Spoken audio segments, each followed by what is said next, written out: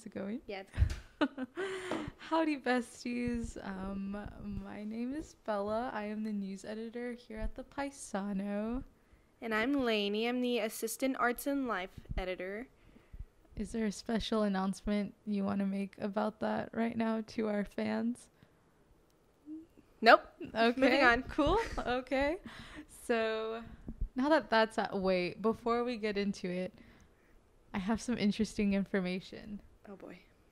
It's not that interesting, but I get really excited about it. We have 30 days until Halloween, of course. It's August 1st.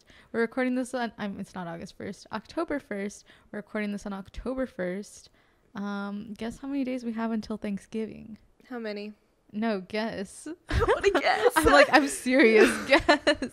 You want me to guess? Just guess. Okay, so if there's 30 days until Halloween. I say a solid 58.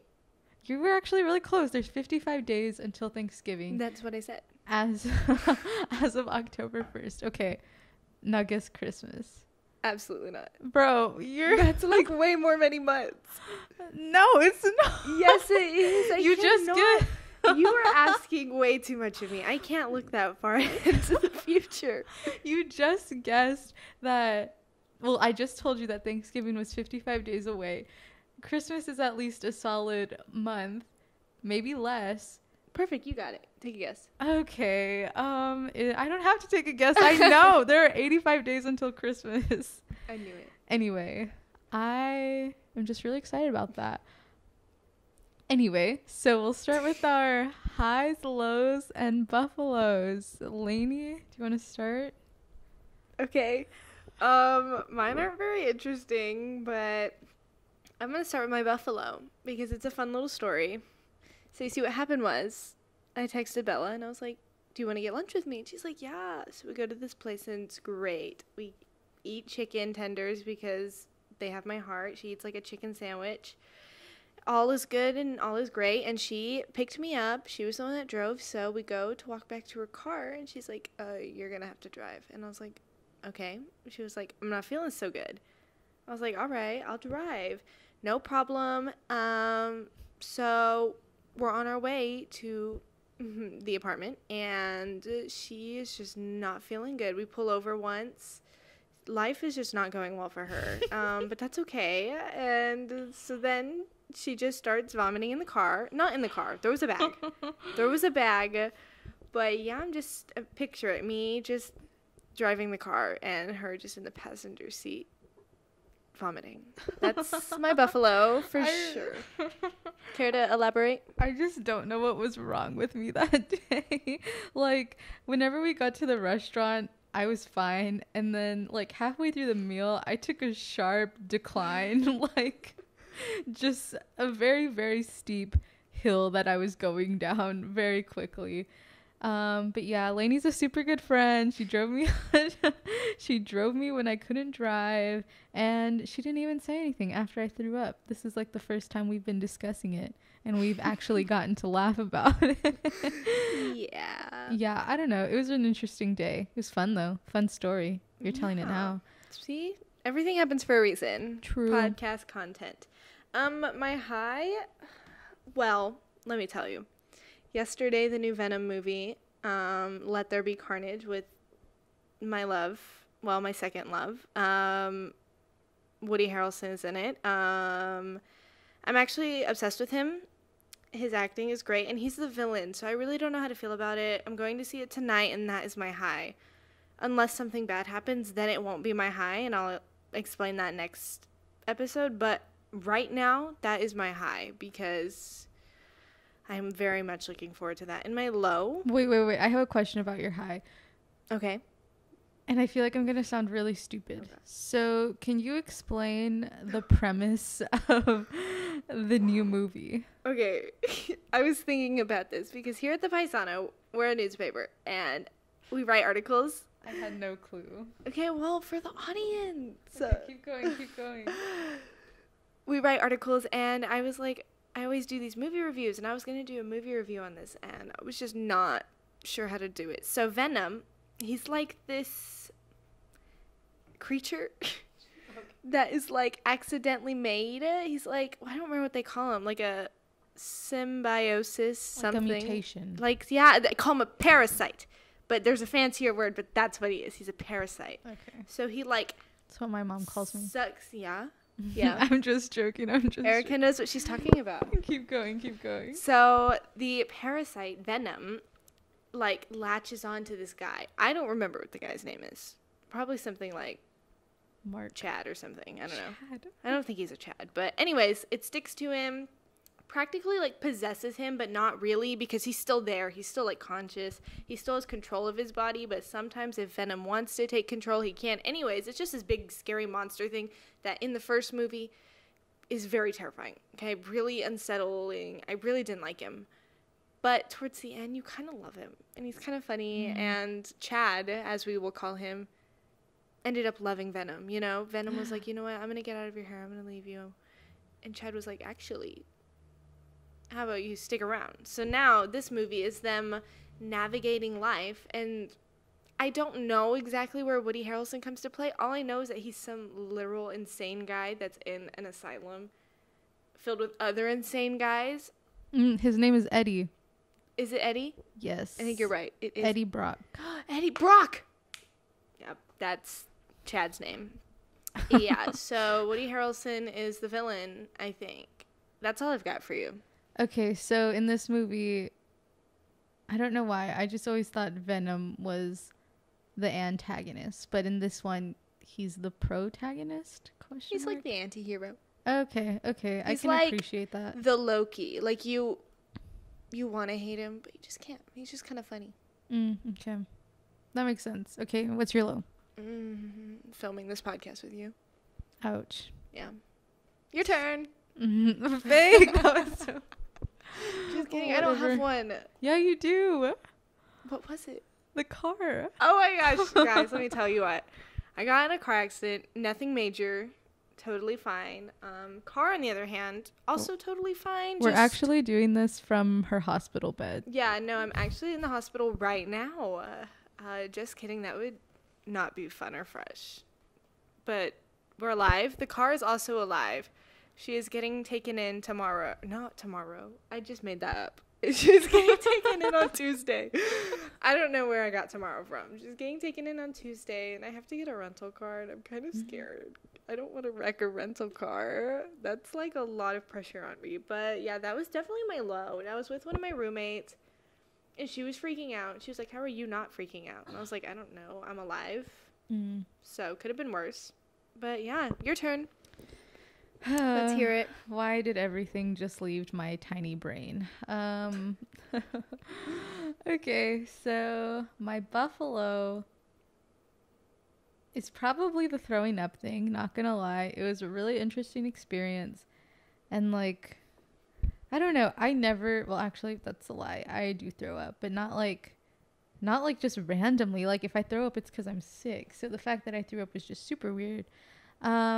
My high is probably... Okay, guys. The fun fact, and another reason why you should come to the Paisano, is that we get food on Mondays. And sometimes it's really good. And sometimes I can go without it. It's not that it's bad. I just could, like... I would rather eat something else. But last Monday, we had Costco pizza, and guys, I really was turned on to Costco pizza last semester by our last editor-in-chief, Ryan. Shout out to him. King. I miss him. And so, like, I just really love that pizza now, and I don't have a Costco card, so I can't get it. So my high was definitely that we got it on Monday. And also, we had Caesar salad, and I love Caesar salad. I don't know why. It's really not even that good, but I think it's just like a texture thing, like that crunch. Yum. Regular salad has crunch too. I think it's the croutons, honestly. I don't like croutons. Oh, it's They're like just eating weird. They're it's just like little, eating like toast. square looking. It's like eating toast. Yeah, it's like off-brand cinnamon toast crunch. It's not as good. What? Yes, just like little squares of just like breading type things. No. There's okay, no flavor. You cannot compare the two because Cinnamon Toast Crunch is cereal and croutons are used as a topping. If you put a bunch of croutons in a bowl, put some milk in it, it's also cereal. But that is not. I'm done. I'm not taking. That will be okay. That can be your hill for today. That can be your hill. Oh my gosh. Anyway, so, yeah, really love Caesar salad, and also just like the vibe outside, like outside when we were all sitting together and eating. It was just fun conversations and really good food. So that was my high. My low has to be that I was super busy this week. Like, I wanted to die. I was so busy. I had a midterm for some reason, and then I have an essay due next week that I finished, but it still needs to do go through Grammarly or something. So yeah, that's my low. Nothing too crazy. Could be worse. But yeah, that is all we have for highs, lows, and buffaloes. Yeah, so now we can move on to the hill that you will die on. I definitely don't have mine in mind yet, so you want to go ahead and take this one? I guess. Okay, the hill that I will die on is that Little Caesars is not that good. Oh. I will take that to the grave. I do not like why did I say it like that? I do not like Little Caesars. I think it's very cheap. I think the crust is flavorless. I don't like it at all. I mean, it's good if you want something quick and cheap. Like, that's its little niche. But in terms of where I would rather get pizza from, Costco, obviously. And then Domino's. I'm going to kill you. I'm actually going to kill you. I love Domino's. I love Domino's. Also Papa John's. But Papa John's has been on the decline lately, so not that much. But the order of pizza excellency, in my humble opinion, is Costco, Domino's, Papa John's, Pizza Hut, and then Little Caesars. But we're excluding like Grimaldi's and like local places, because then that changes things. But yeah, I would rather eat 20 frozen pizzas than eat one Little Caesars pizza, because that is just how much I don't like it. I think it's gross. That's the hill that I will die on. Sticking to it. Laynie, have you figured out yours? No. I can't think of anything. This is too much pressure. Why do... Okay, what if we just come back to you at the end? What if I still don't have it at the end? Then I'm embarrassed. Yeah, I'd be embarrassed too, but it's okay. That wasn't reassuring. I don't know. You have any ideas for me? Ooh, what's your favorite? You could say what your favorite Marvel movie is and why. But I would be forcing you to pick a favorite. Mine's not like a hot take, though. It doesn't have to be a hot take. It just has to be like a very strong opinion that you have. I don't feel like mine is a hot take, so... Mine's not a very strong opinion, though. You know what? I'm just trying to help you. And you're not helping me out here. I'm riding the struggle bus today, okay? Oh, I got one. Why? You could do the food touching thing. Oh my gosh. Dalton, if you're listening, this one's for you. Wait, Dalton, if you're listening, you have to tell us, because I'm actually really curious if you listen to this. Keep going. If you're listening to this, Dalton, text Bella a dolphin emoji. Anyways, see, here's my thing. I don't like my food to touch. So the other night, as she explained, we were having pizza and salad, but no. I will either put them on 2 different plates or make sure there is enough room. I don't want the salad touching the pizza. And no, this isn't weird. Okay, this is a normal thing. And there are other people that have this problem. And it's not even like that big of a deal, okay? Now, this excludes things like chicken fried rice, okay? The chicken is supposed to go with the rice. That's how that goes. It's not like dry foods. Like, if I have chicken tenders and french fries, if they touch whatever, it's fine. But my eggs and my pancakes, absolutely not. Eggs are not dry. I do not want the egg juice all over the pancake juice. That is just a big fat no for me. So, in case you were wondering, that is the hill I'll die on. I think it's just not it. It's not it when your food touches or mixes together. It's gross. Ew. Yeah. I hate that you use the term juice. Like I don't want the egg juice to touch the pancake juice. Like, that sounds so disgusting. That makes me not want to touch an egg again. To be fair, I don't even like eggs. But that can be another hill. That can be another hill. But yeah, the fact that you used juice was just very unsettling. Like, it's making me squirm. I don't like it. Okay, so our next big item of conversation is Gabby Petito. Just to kind of catch everyone up to speed if you've been living under a rock. Gabby Petito is 22. She was reported missing on September 11th. And because she did not return from like this long trip that she had with her fiance, named Brian. Is that his name? Yeah. Yes, Brian Laundrie. Yeah. So they've been searching for Brian because he went missing. And yeah, so we're going to go through kind of the timeline of it because it spanned like a really long time. Like if you look at when all of this started happening, it was like in July, like whenever everything just kind of started rolling. Do you have any comments on it, Laynie, before we get into the timeline?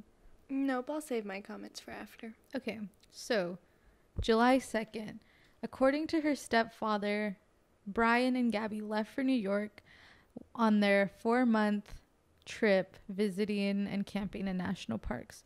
So they continued documenting their travels on Instagram and YouTube. And then more than a month later, on August 12th, Gabby published a photograph of herself on Instagram when she was in Utah. So the same day she posted the picture, the police in Utah responded to a report of a domestic problem after Gabby and her fiance had some kind of argument. They both told the police that they were fine, that they were in love, that they were engaged, and they, quote, desperately didn't want to see anyone charged with the crime. So, according to the police report, her fiance told the officer that the issues between the two had been building over the last few days. So, like almost a month from when she was reported missing, they had this altercation. So 2 weeks later, Mr. Schmidt said that he and Gabby's mother had last spoken to Gabby on a FaceTime call, and she told her parents, or her mom and her stepdad, that they were driving into Grand Teton National Park in Wyoming. But later on, they came to find out that someone had texted from Gabby's phone, or Gabby had texted that there was no service in Yosemite. But at the time, Gabby wasn't supposed to be in Yosemite. She was supposed to be in Grand Teton National Park, which is in Wyoming, and Yosemite is in California. So there was just like some inconsistencies there. September 1st, Brian returned to the house in Florida in the van that they had used for the trip, and he was alone. Gabby was not with her. Not with him, and it was all very strange. I'm just wondering like why the police wasn't called immediately. I think that's super strange, and it's kind of sketch, but we'll keep going. So 10 days later, September 11th, that's when she was reported missing. And then September 15th, the police identified Brian finally as a person of interest. And I'm not sure why he wasn't a person of interest from the get. But yeah, so he was the last person to have been with Gabby since she went missing. And the chief of police pleaded with Brian's lawyer to ask him to arrange a conversation between the two of them. And Brian's lawyer advised him not to speak to authorities. On September 16th, Gabby's father appeared at a news conference and pleaded for help. And Gabby's parents made a direct plea to Brian's parents, asking for them to tell them where Brian was and to get through to him. And then on September 17th, the day after, Brian's parents summoned the police and told them that they had not seen him since September 14th, which is the day before he was identified as a person of interest. And just processing all of that is a lot, honestly. I I don't understand how that just slipped under the radar so easily. But on September 18th, the police announced that they were searching the Carlton Reserve, which is about 13 miles from Northport, and they believed that Brian had entered there earlier this week.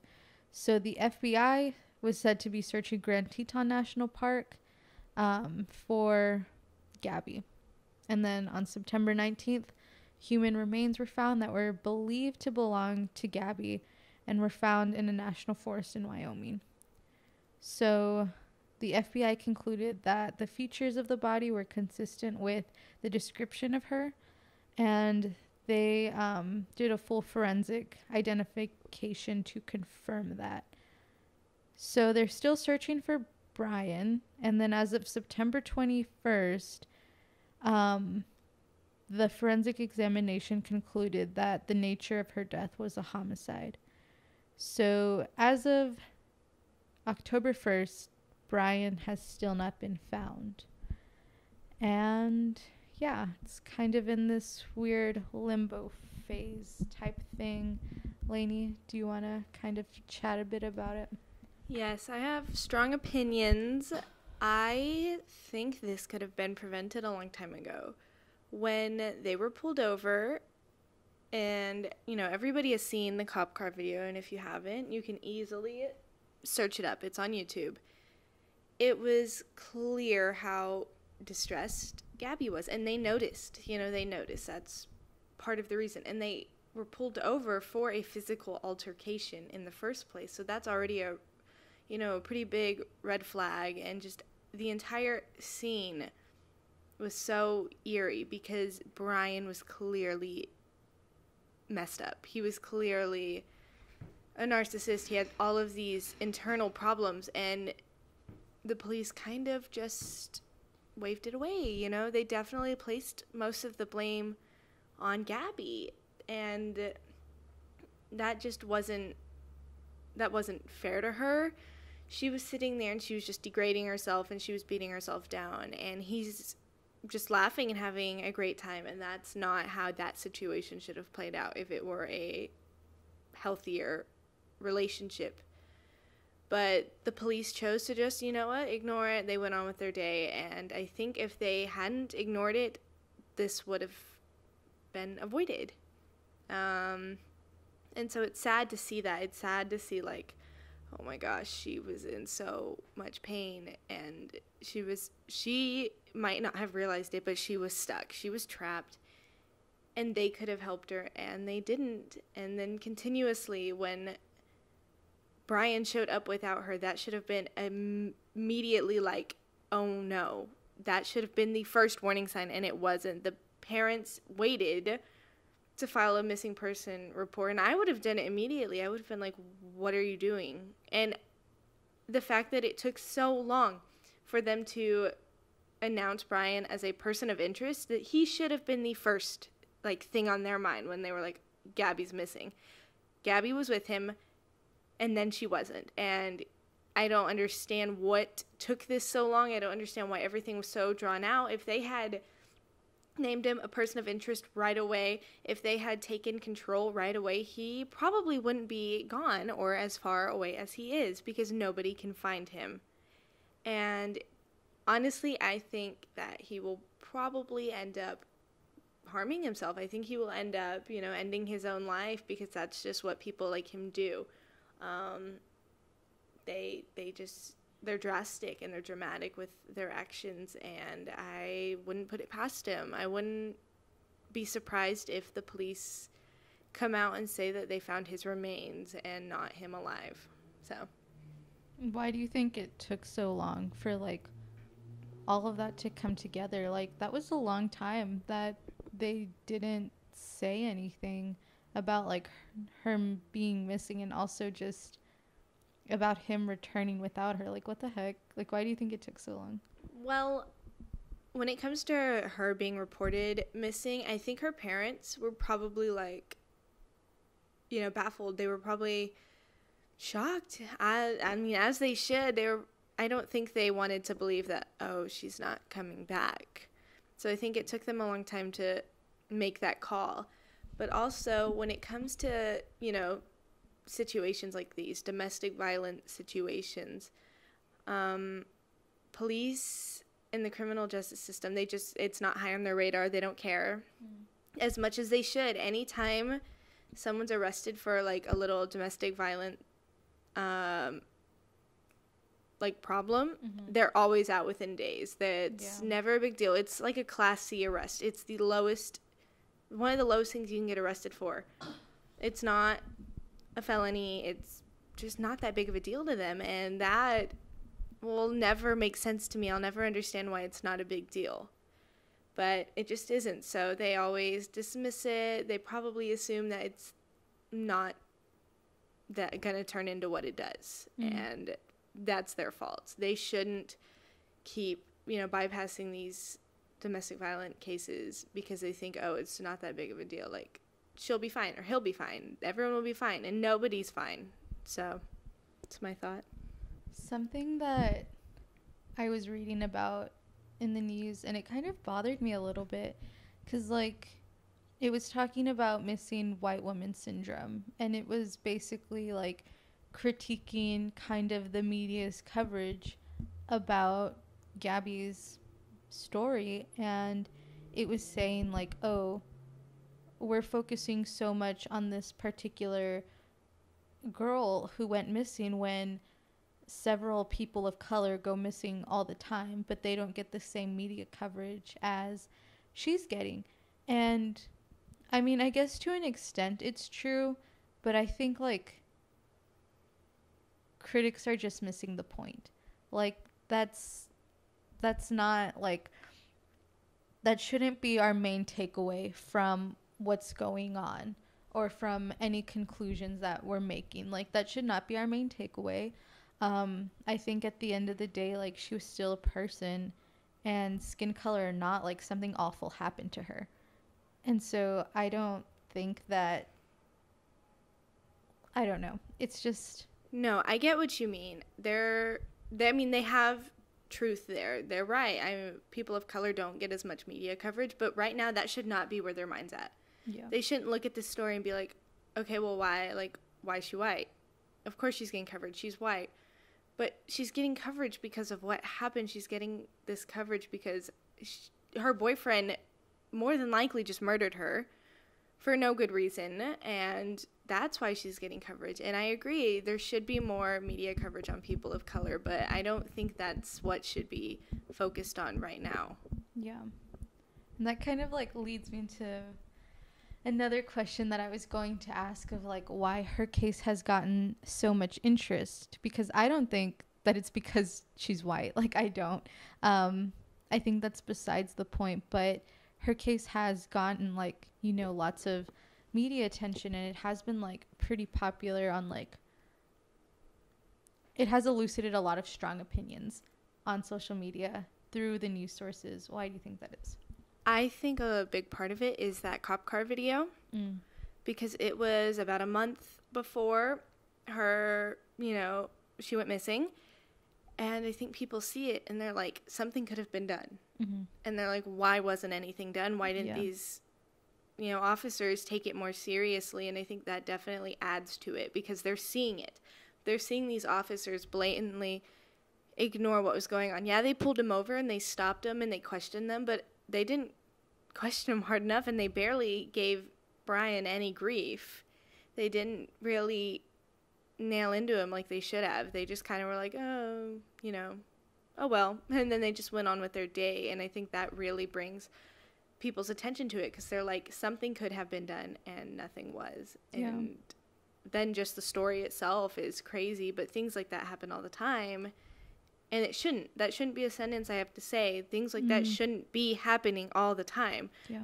It makes me question my own people in my life, my own friends, my own family, my boyfriend. It makes me question, like, she was in love with this man. She was engaged to be married. She trusted him with her life, literally with her life. She traveled all over with him.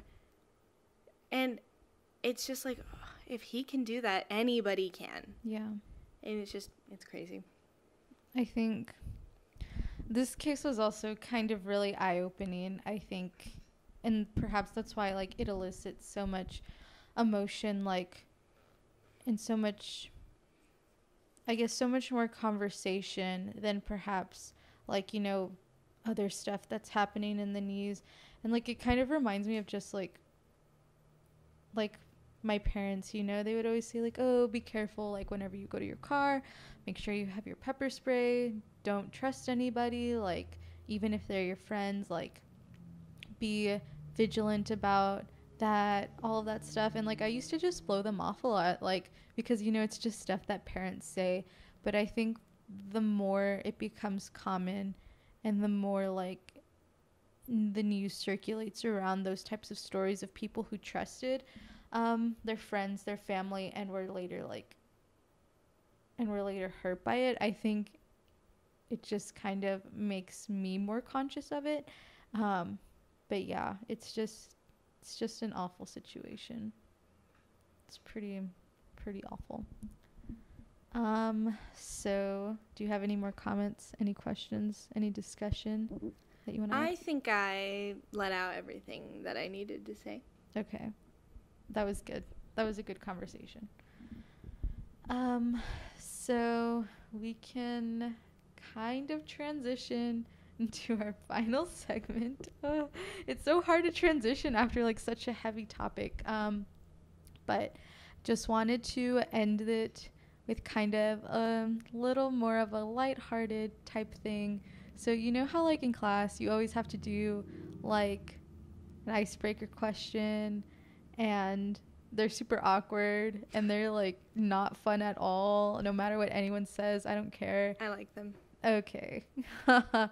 That can be your hill later for next week, okay?